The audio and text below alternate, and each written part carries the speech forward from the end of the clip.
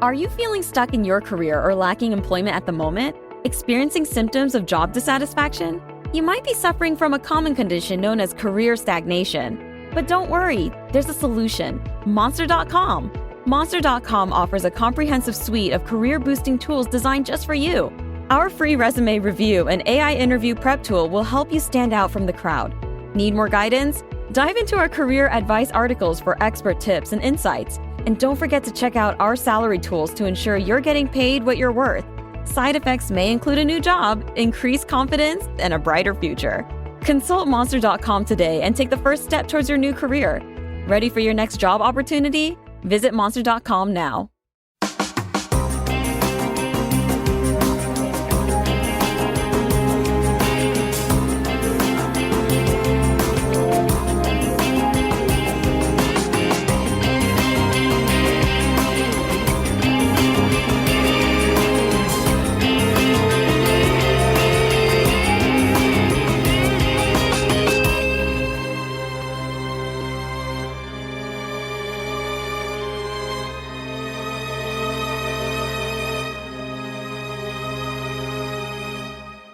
Hello, everyone, and welcome to episode 72 of the True Crime All the Time Unsolved podcast. I'm Mike Ferguson, and with me, as always, is my partner in true crime, Mike Gibson. Gibby, how are you? What's happening, man? How you doing? I'm doing great. Yeah, I am too. I'm good. We are back and better than ever. Gibby's back. Gibby's back again. Yeah, I'm feeling pretty good, man. No, that's good. I'm glad to hear that you're on the mend. Yeah, still get some pain, but you know. Well, I knew you were going to milk it for as long as you could. I know. We'll see how long it goes. For a couple more weeks, Doctor did say 6 weeks. And you did say you'd be doing cardio in a day. Yeah, well, I know. I'm just throwing that out there. Yeah. I'm getting, to that point, though, Where you're about ready to do some cardio?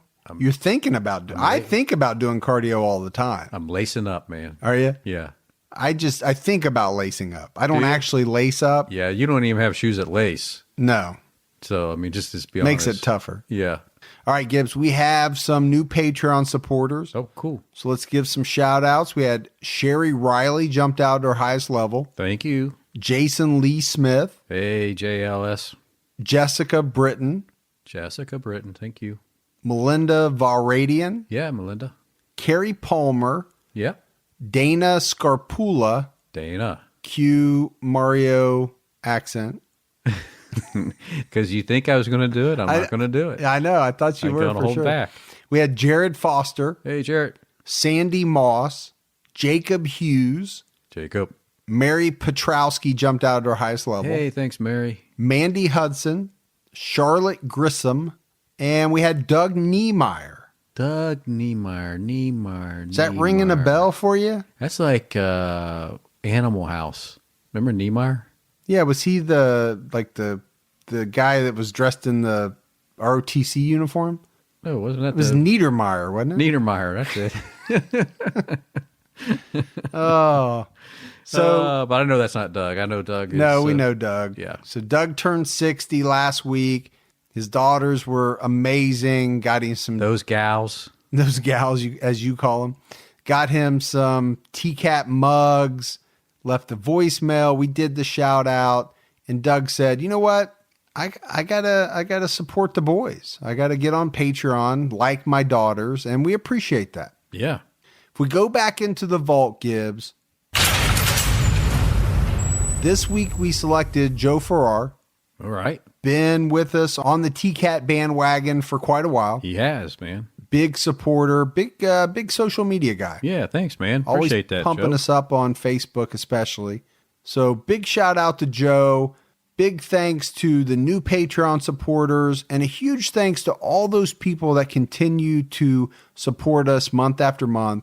It really helps us to keep putting out these podcasts. And if you're not sure, do it anyway.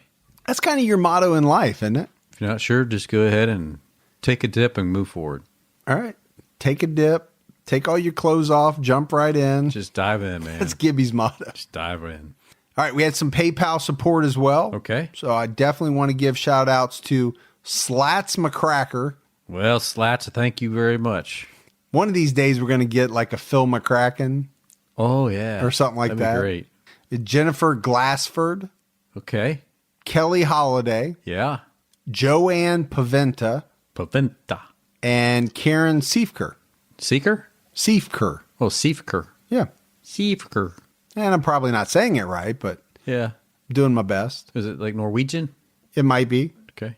I know you're fascinated by the names and trying to match them up where people are from. Absolutely. I want to know the origin of the name and the people. I'm surprised you don't have like a really good Scandinavian, Swedish, Norwegian accent yet. And with all the Swedes and Norwegians? Norwegians. I was wondering how. I thought it'd help you out there. I didn't know the how that was Finns? going to come out. The Finns. Let's not leave out the Finns. Yeah, don't leave the Finns out. We got some, what do you call it? Is that the Icelandic region? I think No. Iceland's its own place. Oh, isn't yeah. it? It's late in it's it's late in the evening, Scandinavian. folks. Scandinavian, yeah. I just assumed that if you had one, it would come out as like the Swedish cook from the Muppets. I think I need to head there and see this place. I think we would have a blast. Yeah. Got to know when summertime is there, though. I don't want to go when it's... I don't know if there is one. I mean... I'm just kidding. the warmth... What's the warmest time of the year? What's the warmest time of the year there? It would be a lot of fun. It would be. Because I've always been really fascinated by those Scandinavian countries. They just have this kind of aura like everything. Now, they get their share of crime, and they love their true crime. There's no doubt about that. But if you think that my French accent was good, I did not. Oh. Well, you got to hear my Scandinavian accent. You're really lumping it all in. I am. It's not just Swedish. It's not This is Scandinavian Finnish. now. It's just you have an accent that covers all of Scandinavia. Actually, just Europe in general. Just the European. Yeah. We call it British, but Yeah. Or anything outside the U.S., just it's that language. it's British. Yeah. So at the time that this episode's out, don't forget the TCAT episode out at the same time. We're talking about Keith Hunter Jesperson, long haul trucker killer. And you know, I've got a deep fascination with these Truckers? truckers that crisscross the country, selecting victims that, you know, they have no connection with. And there's a lot of them out there. I think, you know, Keith Jesperson and the crimes that he committed, you know, there's some of the worst. So definitely check that out. We have to give a huge shout out to Lindsay Skolaric We do. for her writing and research on this episode. Yeah, thanks, She's Lindsay. been giving us so much help recently. It's unbelievable. All right, Gibbs, you ready? I'm ready. Let's get into a little Unsolved. Let's do it. We are talking about a Polaroid picture. Yeah. We named the episode The Polaroid Picture, Just shake it like a Polaroid picture. or picture. Or that too. Either one. I knew this was going to be one of those episodes because the word picture is in the episode. I have no problem saying picture. I don't have a problem with you saying it either. Sounds good. We're starting June 15th, 1989, Okay. because on this date, a Polaroid picture was found in Port St. Joe, Florida. And in this picture, there are two children, one girl, one boy. The girl appears to be older than the boy. They both have black duct tape over their mouths. You can't see their hands or feet, but by looking at the picture, you would have to assume that they are bound, probably with their hands and feet, hands behind the back, I would think, Gibbs. Yeah. Feet maybe just either outside of the picture but they definitely look like they are bound. In the picture, the boy looks very concerned. The girl, who we said's older, she looks older.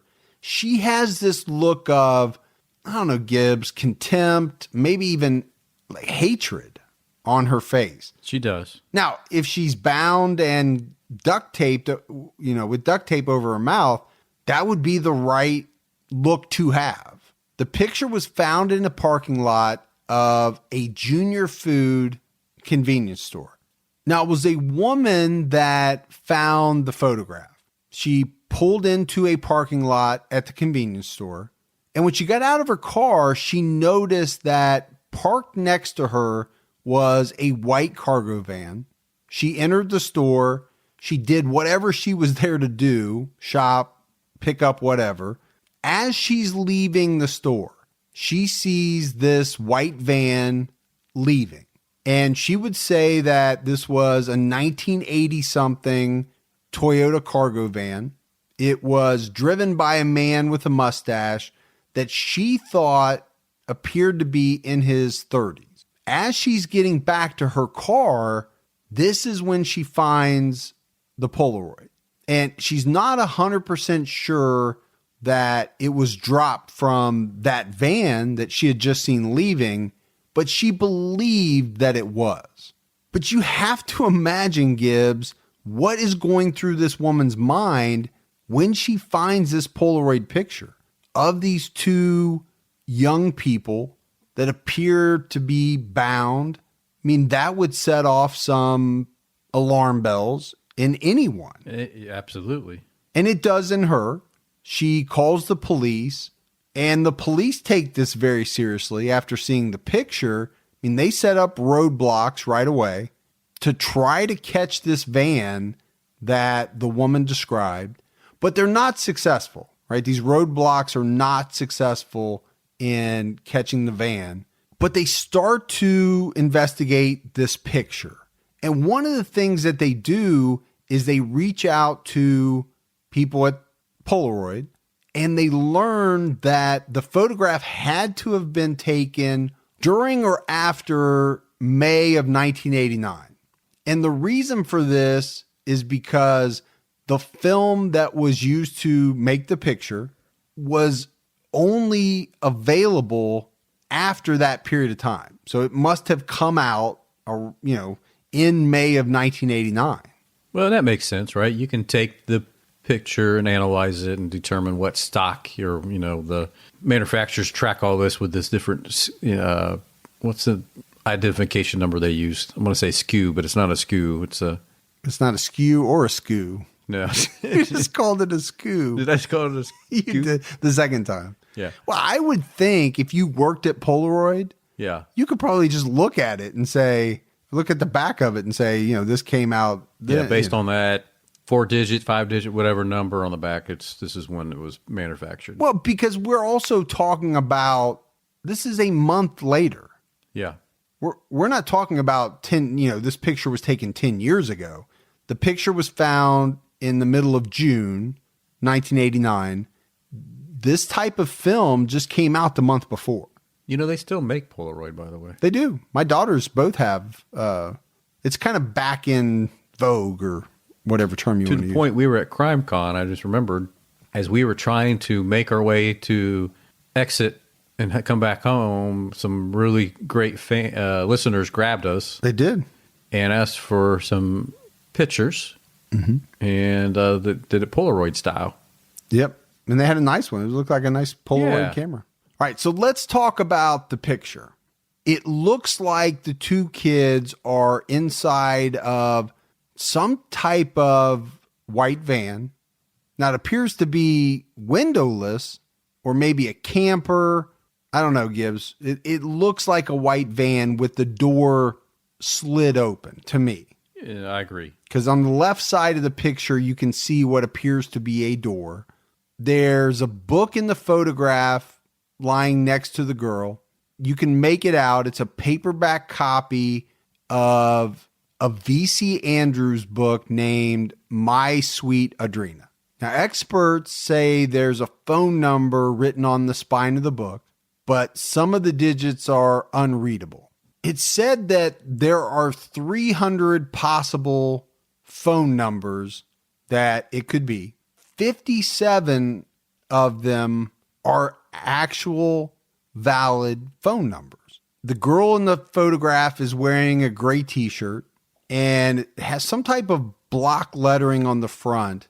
The wording is not clear, but some people have thought that it could be an egghead software t-shirt. She's also wearing black Softy or athletic type shorts. And I remember Egghead Software, Gibbs. They had brick and mortar stores. They sold computer software from 1984 to 1998. They had about 200 stores, most of them on the West Coast. After the picture was discovered, it was shown by law enforcement to managers at Egghead, and they were asked if they recognized either of the two in the photo, but nobody recognized either one of these kids.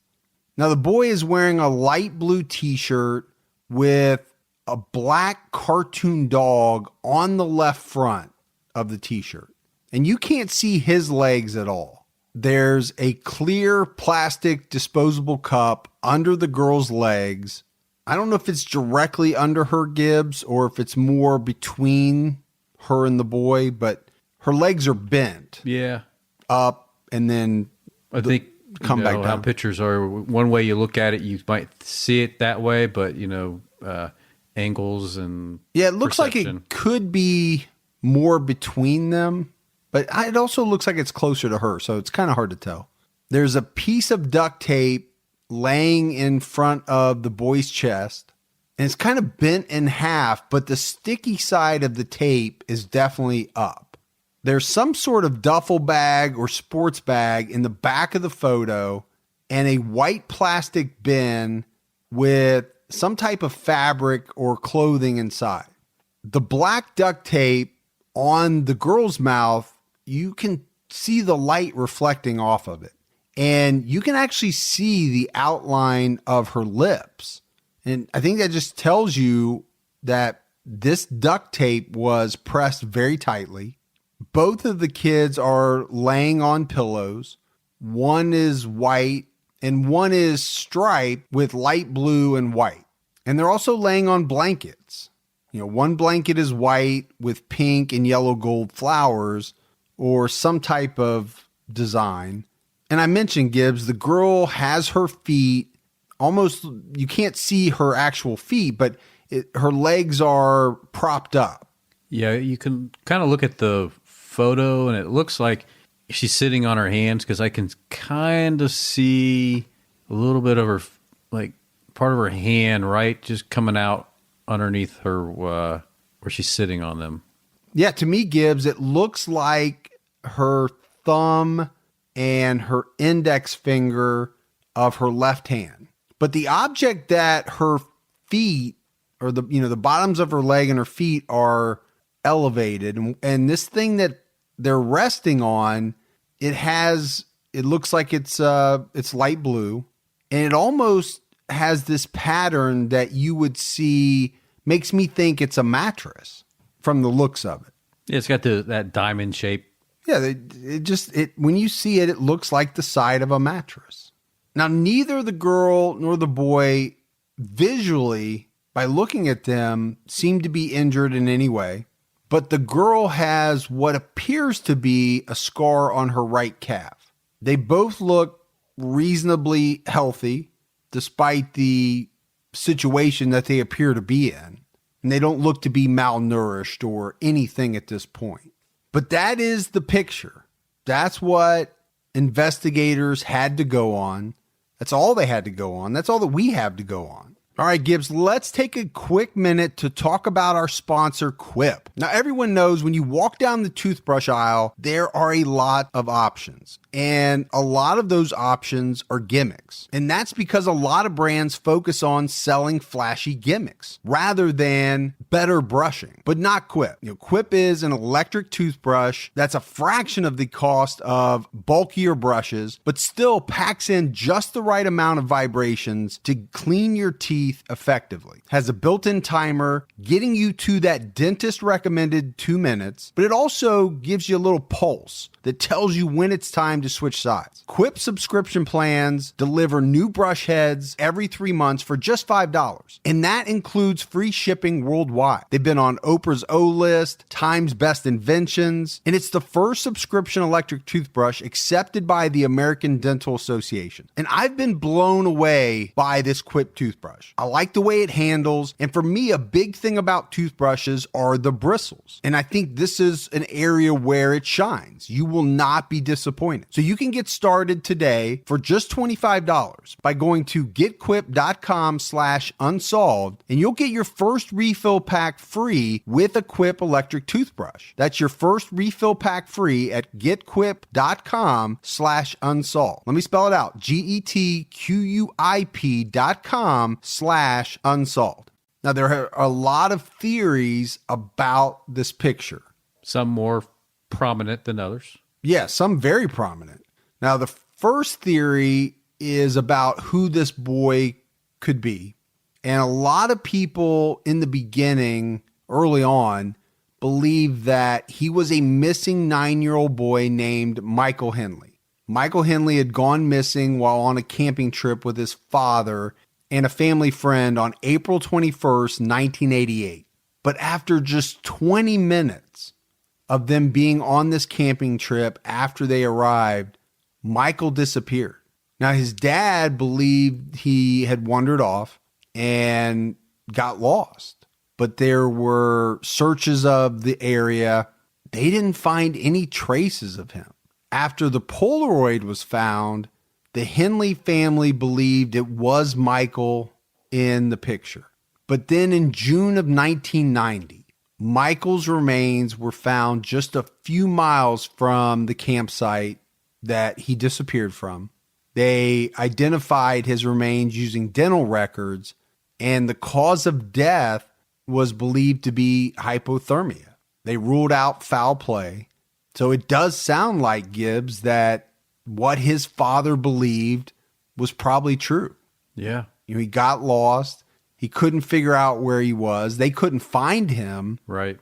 And he died from exposure to the elements. I think people really underestimate the power of the forest, man. I mean, it doesn't take much to, heavy woods forest to get lost and, That's true. You said the forest. Yeah. Okay. I thought you said the force. Let the force be with you? No, I thought you said the power of the force first. Yeah. But then I realized you were saying forest. Yeah, it's just my... No, I believe you. I think people underestimate Mother Nature in general. They get out into some place doing something that they think is going to be fun.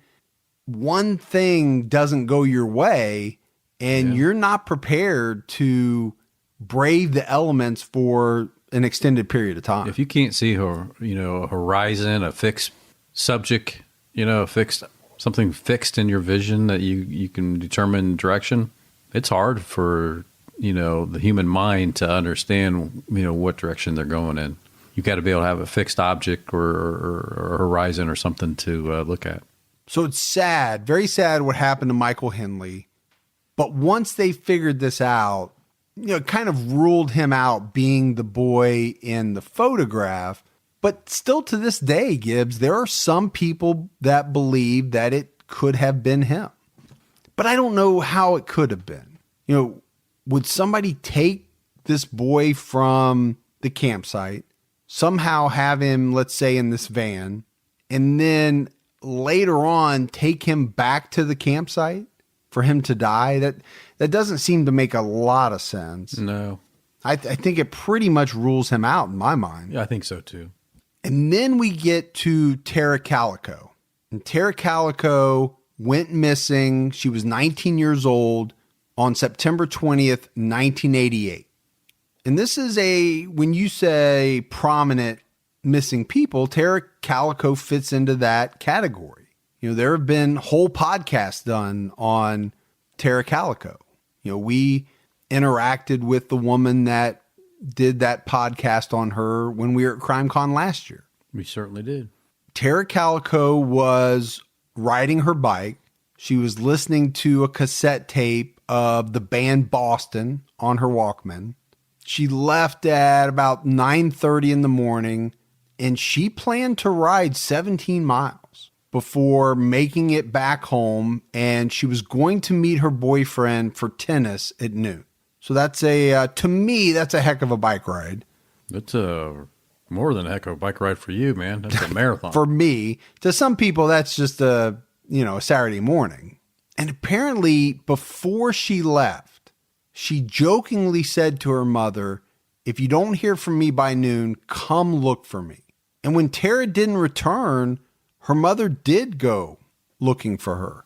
What a nightmare, though. I know, we'll probably eventually cover this story, but in more detail. Sure. But think of that as a parent, One of the last things your kid says is in joking around, and then it actually turns into be something real that you have to deal with. So her mom, in looking for her, she doesn't find Tara, but what she finds is the cassette, the Boston cassette, on the side of the road. And at that point, she would be extremely worried. I mean, she's already worried, but finding something that she knew Tara probably wouldn't have left behind, that would send you into overdrive, I would think. Yeah, of course it would.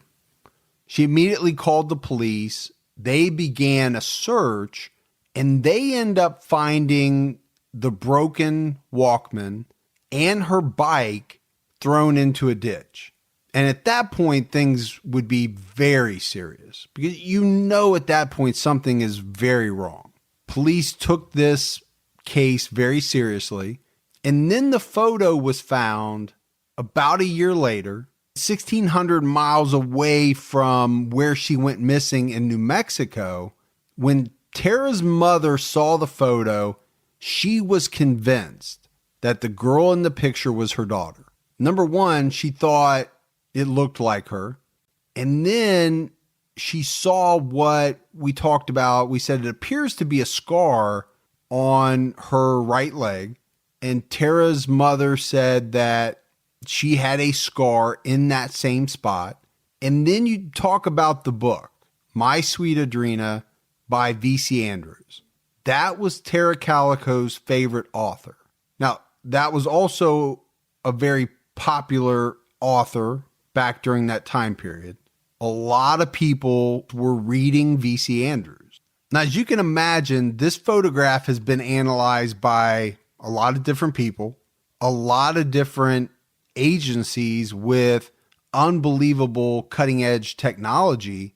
So Scotland Yard, the Los Alamos National Laboratory, and the FBI, just to name a few. But those are some outfits, Gibbs, that have state-of-the-art technology. Yeah.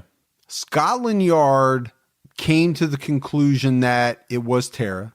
They believed it was Tara. The Los Alamos National Laboratory came to the conclusion that it was not Tara. And the FBI said it was inconclusive. So basically, 3 different agencies came up with 3 different conclusions. So that didn't help. Didn't lead to any more answers for the Calico family. No clarity there. But this is not the only photograph to surface that people believe to be of Tara Calico. There have been 2 others that have popped up over the years. The first was found near a construction site in Montecito, California. And it's a blurry photograph of a girl's face with tape covering her mouth and striped blue fabric behind her, which is said to be very similar to the pillow in this Polaroid picture that we're talking about. And this picture was taken using film that was not available until June of 1989. The second picture shows a woman loosely bound in what appears to be gauze or some type of toilet paper. She's on a bus with a man. She has on black framed glasses and she's in a very awkward position. The man has his mouth open in the picture. He's lightly holding her, but he has this look on his face of almost amusement. There's a fold down tray in front of them with a Sprite, sunglasses, maybe some type of wallet or change purse sitting on it. But the film used for this picture was determined to not have been available until February of 1990. And Tara's mother believed that this first picture of the two was also Tara, but not the second. She thought the second was taken as some type of gag or prank or something like that. And apparently the Calico family, Gibbs, they've looked at many, many pictures. And these are the only three that have not been ruled out. And you can find the second two pictures that we're talking about online. They're a little more difficult. They're a little bit harder to find than the Polaroid picture. That's out there everywhere. But you can find them. Now, 20 years after Tara's disappearance, Rene Rivera, the sheriff of Valencia County, claimed to know what happened to Tara. He says that boys who knew Tara drove up behind her, and then some kind of accident happened while she was on the bike. And he believes that she later died and that the boys decided to cover it up. He goes on to say that he knows the names of the boys that he believes are involved, but because they've never found Tara's body, he doesn't have enough evidence to convict anyone. Now, there's also really no evidence, Gibbs, that's come out to back up this claim or this theory.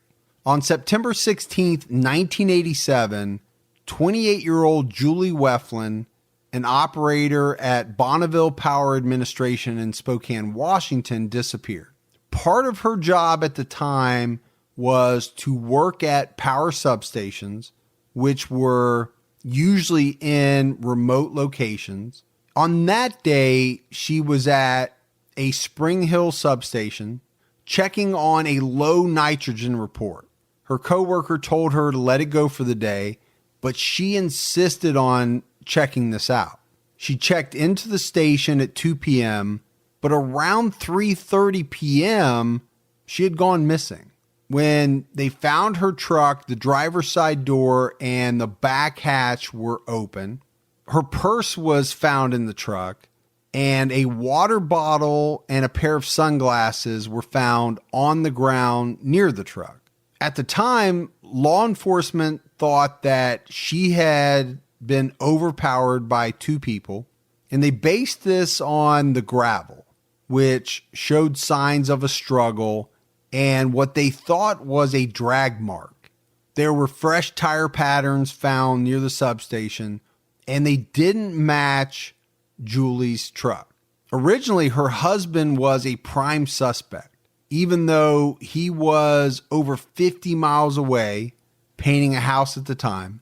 Yeah, 50 miles away is not very far. No, it's not. I mean, you can get 50 miles in usually an hour or less, depending on the location.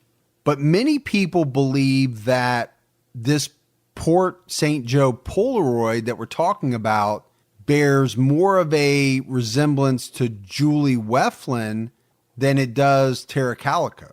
But the argument is also made that the girl in the picture is much younger than 28.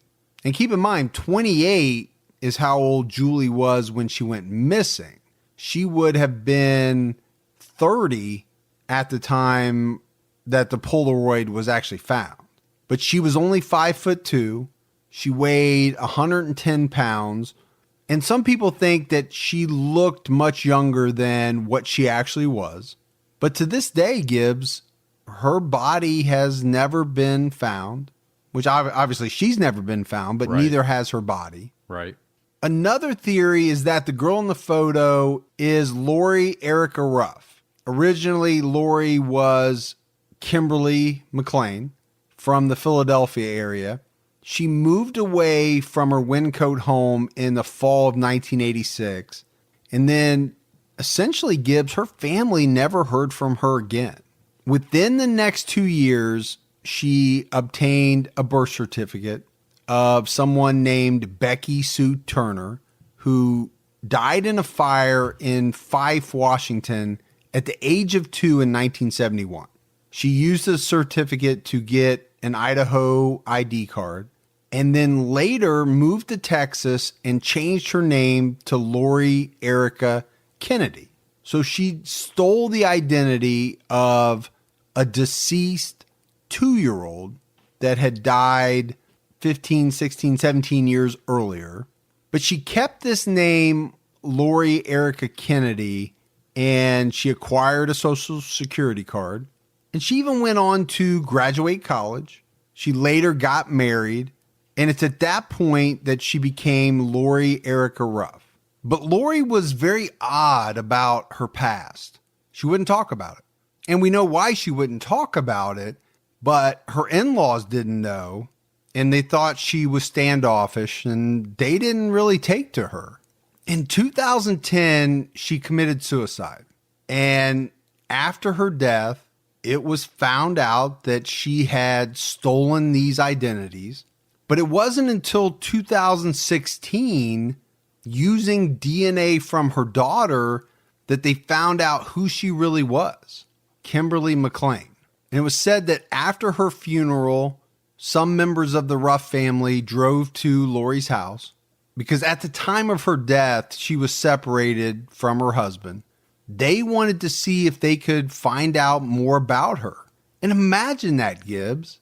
I mean, your own wife, your daughter-in-law, you find out that you didn't really know who they were. Yeah.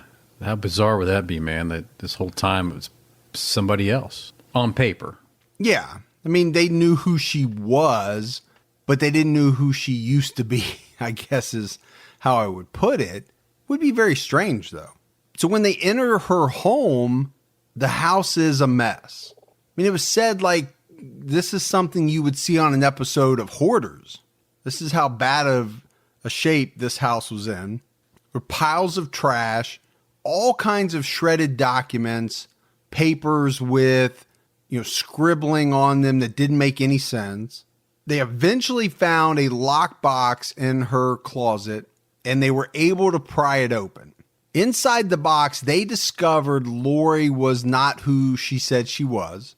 They found all the documentation of her past, but Lori had left some suicide notes, but they were essentially incoherent ramblings.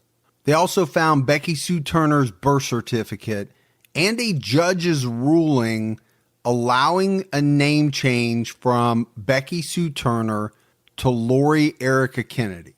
When they looked up Becky Sue Turner, they discovered that she had died at the age of 2. They found some random notes that said North Hollywood Police, 402 months, and Ben Perkins. And Ben Perkins turned out to be an attorney. So people have speculated that these notes indicated that she was looking at possible jail time or was in trouble or she thought she was about to be. When the attorney Ben Perkins was asked, he had no recollection of her or any information about her in his database. But there are many people, Gibbs, that think she looked very similar to the girl in the Polaroid. Remember, the Polaroid was taken in 1989. This is the same year that Lori got her Texas driver's license.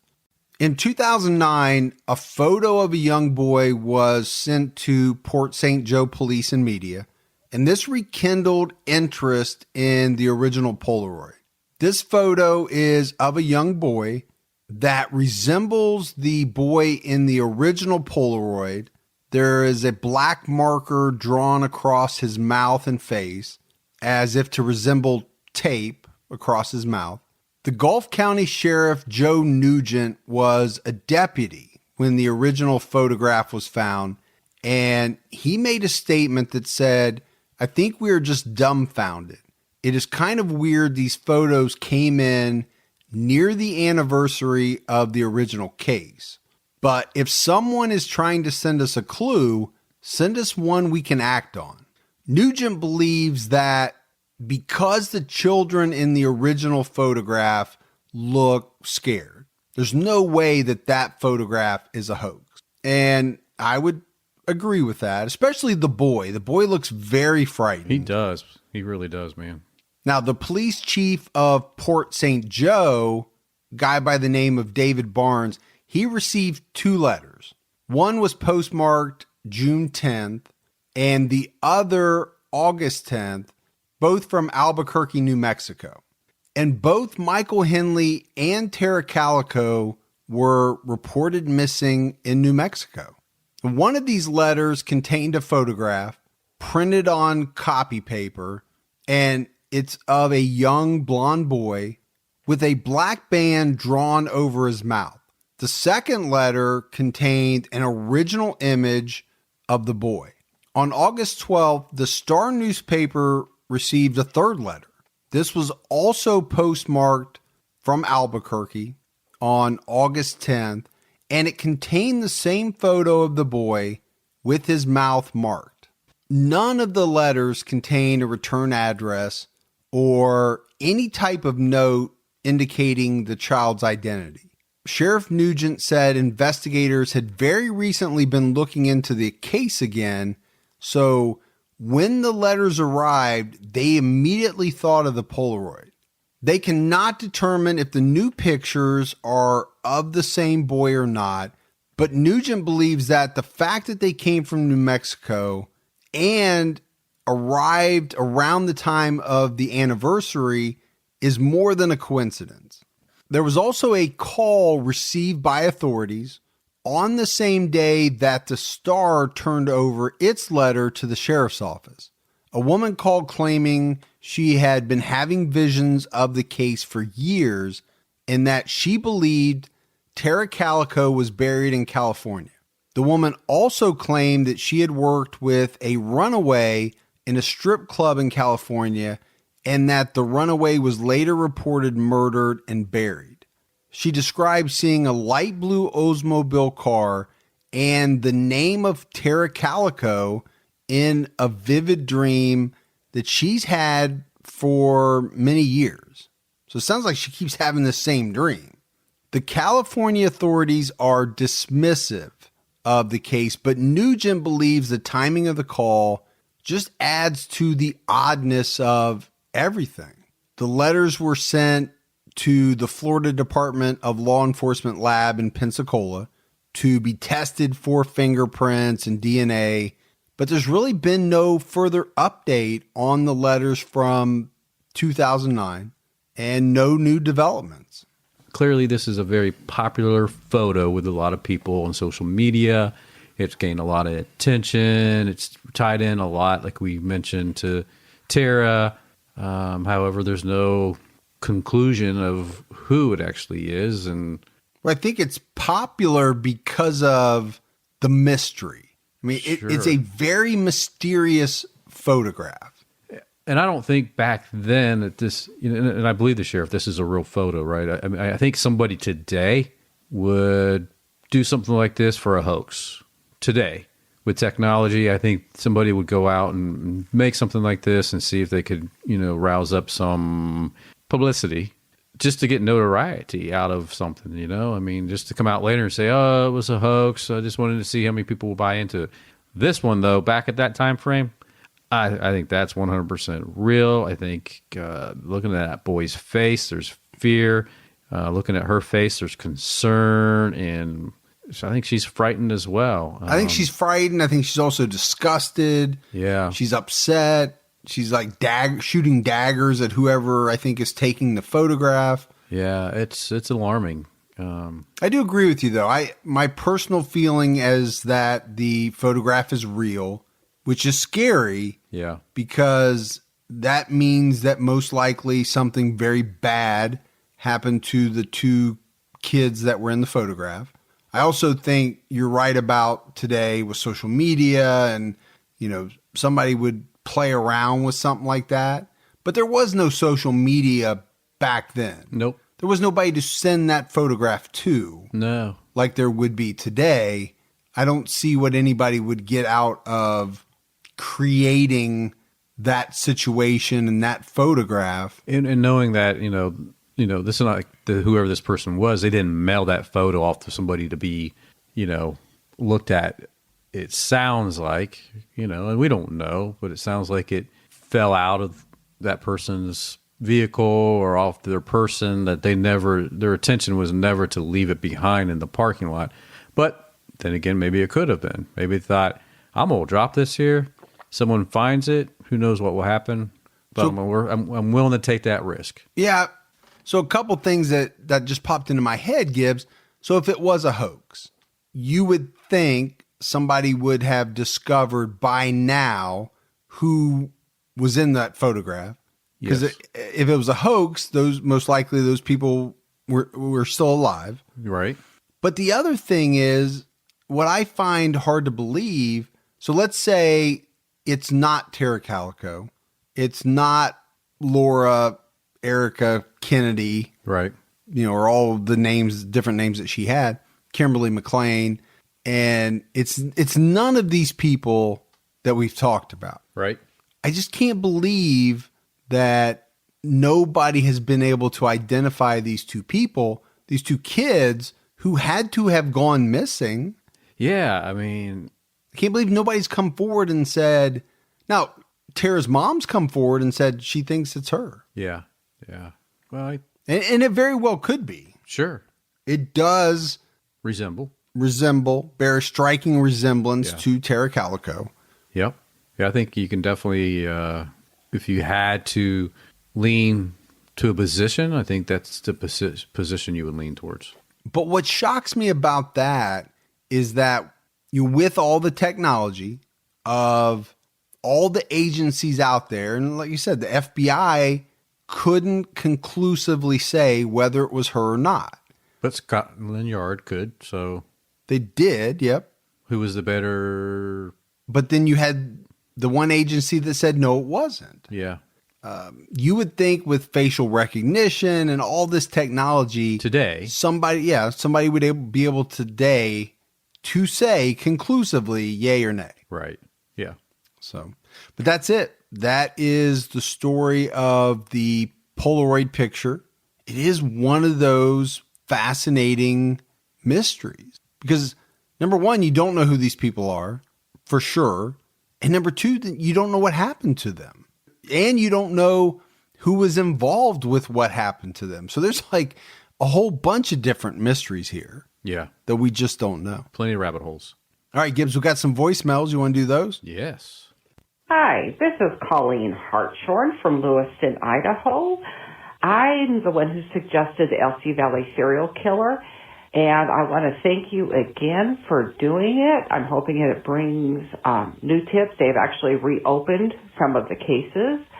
I am calling to give you another suggestion. When I was a freshman at Eastern Washington University way back in 1979, up in Cheney, Washington, we had the South Hill rapist operating in Spokane, Kevin Coe, and he was subsequently arrested. But what's interesting about this case is that his mother was also arrested for trying to hire a hitman to kill not only the judge, but the prosecutor. So, go Team Ferg, go Team Gibby. Keep your own time ticking. Thanks. Bye. All right, love that voicemail. So I played it on Unsolved because she talked about LC Valley. But then, at the end, she's talking about some cases that are solved. I just had to pick one. I went with Unsolved. But we'll definitely look into that. I've heard of that name before. Yeah, it sounds intriguing. Hi, Mike. Hi, Gibby. This is Leslie, a.k.a. Mrs. Northman on Twitter. I'm from South Dakota. I just wanted to call and say hi. I listen to you guys at work. I work 12-hour days, so between calls I can listen to you. I'm currently on episode 50 of True Crime All the Time Unsolved. And pretty soon then I will be switching over to the whole True Crime All the Time. I wanted to thank you for everything. Helps me get through the day. I love listening to you guys. And I'm hoping that Mike can get a Gibby's Gals shirt in the merch area so I can order one of those. But I wanted to thank you again, and both of you keep your own time ticking. Have a good day. Bye. All right, Gibbs. Not the first request I've gotten for Gibby merchandise. Gibby merchandise. We just got to figure out what to put in there, man. Gibby gal. Gibby gals? You can't. I think you said Gibby gal. Gibby gal. Gibby gal. Gibby gal. Maybe I'll do the typing on what goes on the shirt. Yeah. We did have a nice shirt that Joan did. That was a cool shirt. Yeah, that was great, man. She pulled that off. So, but I don't think I've seen anything since then. No other Gibby shirts. Well, no, we can put whatever we want on the merch thing. Yeah. I just need your input since Got a Gibby mug. Technically going to have your name on it. Hey, Gibby and Fergie, it's Cam here. How you going, mate? That's how it is. Great show, and I thought Gibby's accent was very funny. I don't know if it's Indian or what, but it's definitely not Aussie. So, how you going, mate? That's how you do it. Cheers, guys. How you doing, mate? That actually wasn't too bad. That's how you do it. So that was Cambo Ford. Yeah, great podcast. True Crime Island. If you haven't checked it out, we highly recommend it. And we love Cambo. The guy is just super cool. Just bring your deck chair. Got to bring your deck chair. And yeah. So the fact that he was listening to the episode cracks me up. Yeah. To hear your accent. He's our buddy, man. No, he is. He's a very, very cool guy and does a great podcast. We can't recommend it enough.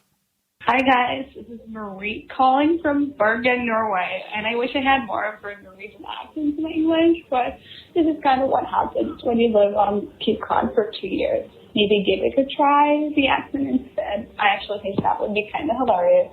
I wanted to say that I love you guys' podcast. I started by listening to TCAT Unsolved, but then I started with TCAT True Crime all the time, and I would just have to say I love them both.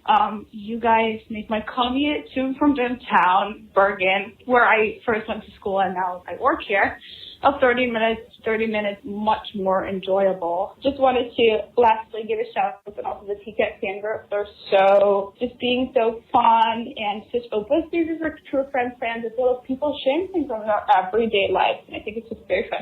Anyways, just wanted to tell you guys this, and thanks for making the podcast, and it's really fun, and keep your own time ticking. Bye.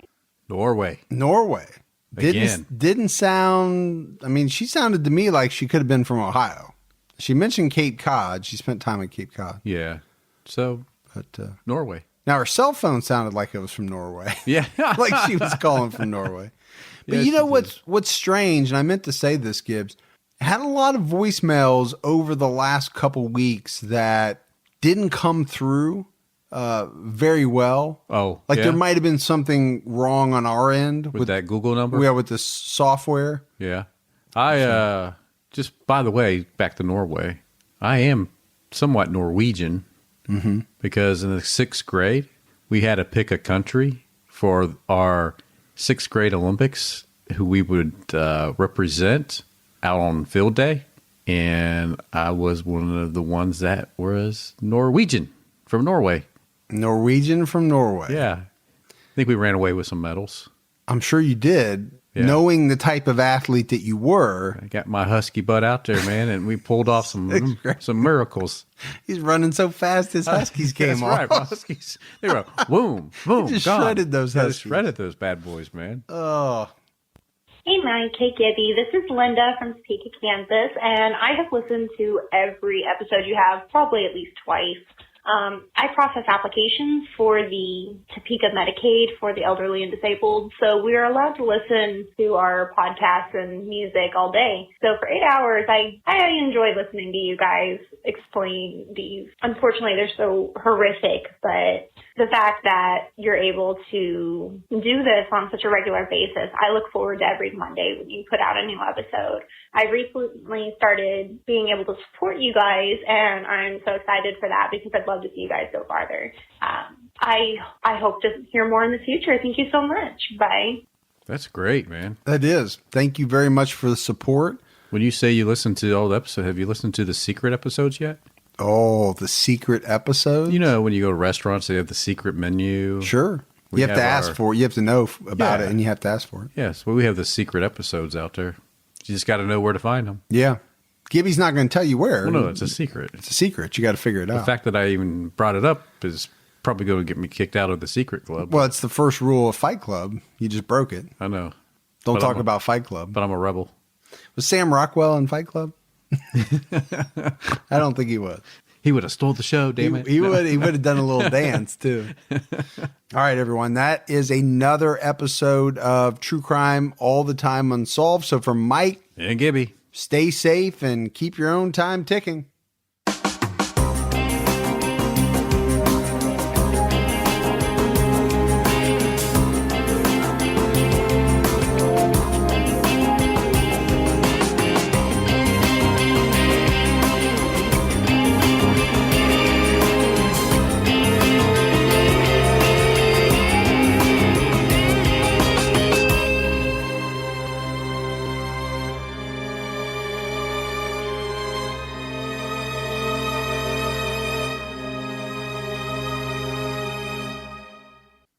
It's more challenging than ever to meet the demands of competing priorities that work throws our way.